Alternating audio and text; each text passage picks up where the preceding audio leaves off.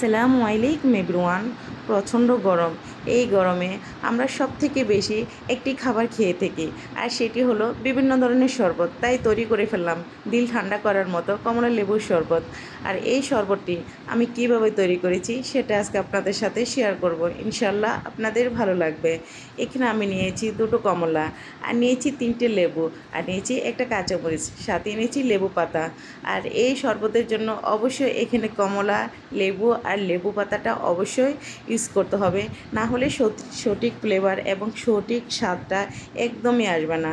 চেষ্টা করবেন লেবু পাতাটা অবশ্যই এই রেসিপি অথবা এই শরবতের মধ্যে ইউজ করতে, সাথে অবশ্যই একটা ছোট্ট কাঁচামরিচ। আর কাঁচামরিচটা যেমনই ফ্লেভারের জন্য আসে তেমনই টেস্টের মধ্যেও খুবই ভালো লাগে। তো চলুন, আমি এগুলো এখন খুব ভালো করে কিন্তু আমি ধুয়ে নিয়েছি, আর আগে থেকে আমি ভিজিয়ে রেখেছিলাম। তো যেহেতু মালটা জিনিসটা আগে থেকে ভিজালে এখানে যদি কোনো ফরমালিন থাকে তাহলে সেটা থেকে মুক্তি পাওয়া যায়। তো কথা বলতে বলতে এদিকে আমি কমলাটা কাটা শুরু করে দিলাম। আর আমি কমলাটা এভাবে কাটতেছি, আপনারা আপনাদের সুবিধা মতো কাটতে পারেন। আর এইভাবে কাটলে কি রসটা নিতে কিন্তু খুবই সুবিধা হয়, সেজন্য আমি কমলাটাকে এভাবে কেটে নিচ্ছি। আর এগুলো কিন্তু আমি কোনো ব্লান্ডার করব না, কেননা আসলে ব্লান্ডার করতে গেলে অনেক সময় লেবুর ভিতরে যে পাতলা একটা খোসা থাকে সেটা কিন্তু আসলে তিতো ভাব, এটা প্রচণ্ড তিতো। আর এটা যখন আমরা একেবারে কিন্তু নিতে পারি না, চেষ্টা করলেও কিন্তু অনেক সময় একটু একটু থেকে যায়, সেক্ষেত্রে কি এটা তিতো ভাবটা কিন্তু লেগেই থাকে। তো সেজন্য আজকে আমি এই রেসিপিটা একেবারে হাত দিয়ে করব। আসলে হাতের রেসিপি খাওয়ার মজাটাই অন্যরকম। সেজন্য আর বিশেষ করে লেবুর শরবত এটা হাতে বানিয়ে খেলে কিন্তু খুবই ভালো লাগে।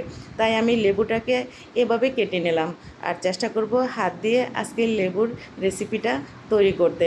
আর আসলে প্রচণ্ড গরম, এই গরমে কিন্তু আসলে আমরা বিভিন্ন ধরনের শরবত খেয়ে থাকি। আর এই তো এভাবে কথা বলতে বলতে কিন্তু আমি একটা লেবু কেটে ফেলেছি। আর এভাবে যে শরবতটা আমি করব সেই শরবতের জন্য আসলে লেবুগুলোকে কিন্তু এভাবে কাটতে হবে, এর থেকে ছোট করে কাটার কোনো প্রয়োজন নেই। যেহেতু আমি হাত দিয়ে এটাকে ভালো করে চিপে নেব, সেক্ষেত্রে কিন্তু এভাবে কাটলে চলবে। তো আমার ভিউয়ার্স, আমি এভাবে কিন্তু আমার লেবু এবং কমলা আমি দুটোই কিন্তু কেটে নিয়েছি। আসলে কিন্তু এই যে কমলাটা আমি বলছি এটাকে কিন্তু আসলে আমরা অনেকে কিন্তু মালটা বলে থাকি, সেক্ষেত্রে কিন্তু আমি কয়েকবার মালটা বলে ফেলেছি। তো এই তো এখানে এখন আমি লেবু পাতা নিয়েছি। আর ভিউয়ার্স, চেষ্টা করবেন লেবু পাতাটা কিন্তু খুব ভালো করে কুচি কুচি করতে। এটা যত কুচি হবে ততই কিন্তু এটার ফ্লেভারটা বাইর হবে। সেক্ষেত্রে যখন আমি শরবতের মধ্যে ইউজ করব তখন কিন্তু এটার মজাটা অন্যরকম। একবার হলো এরকম একটা লোভনীয় শরবত তৈরি করবেন, কেননা এই গরমে আমরা কিন্তু অনেক ধরনের শরবত খেয়ে থাকি।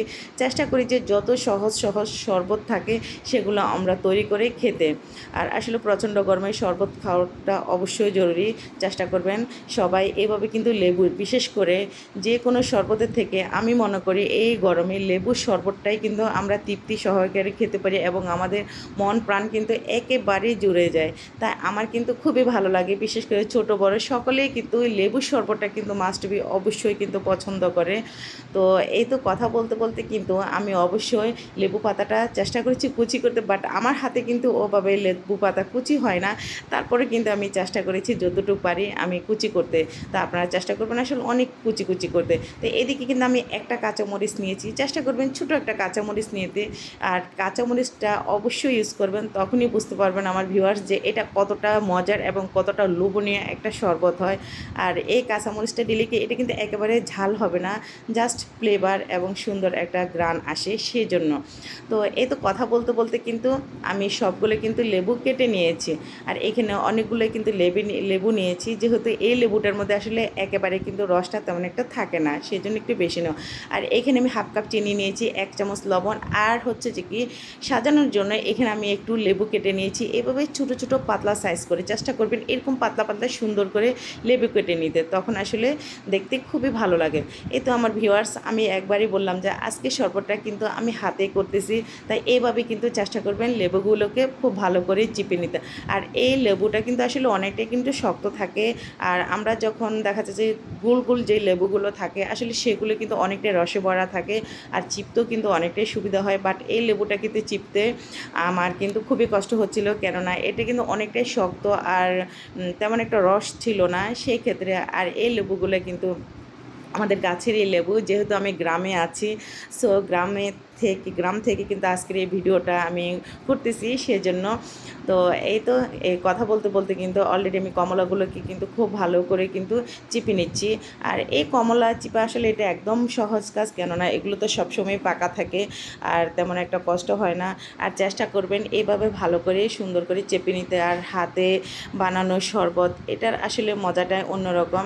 একবারে বললাম ব্লান্ডার করার সময় আসলে লেবুর যে পাতলা একটা খোসা থাকে সেটা কিন্তু আসলে তিতো ভাবটা থেকে যায়, তখন খেতে কিন্তু খুবই কষ্ট হয়।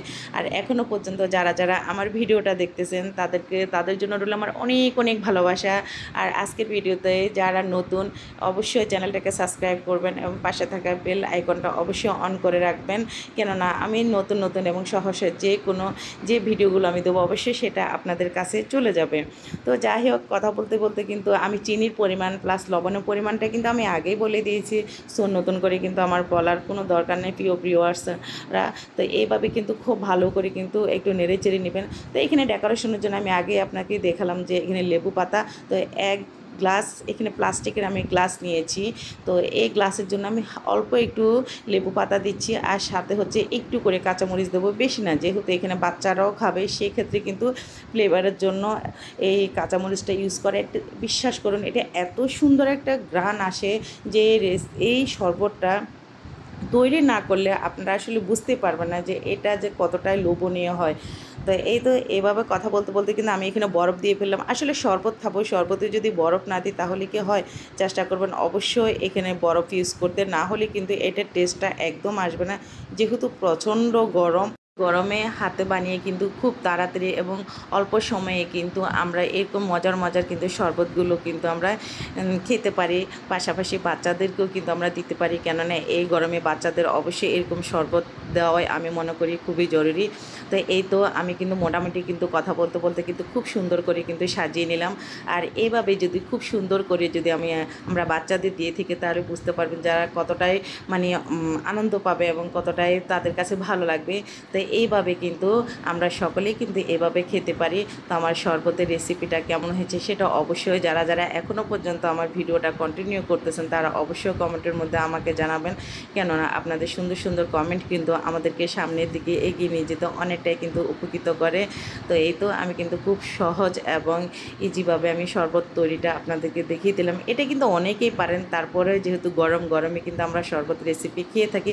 এদিকে আমার ছোট্ট বাবাটাকে কিন্তু আমি টেস্ট করার জন্য দিয়ে দিলাম। তো ও কিন্তু টেস্ট করে সে আমাকে বলতেছে যে অনেক ইয়াম্মি এবং মজা হয়েছে। তো আজকের মতো আমি এখানে বিদায় নিচ্ছি। সবাই ভালো থাকবেন, সুস্থ থাকবেন, আল্লাহ হাফেজ।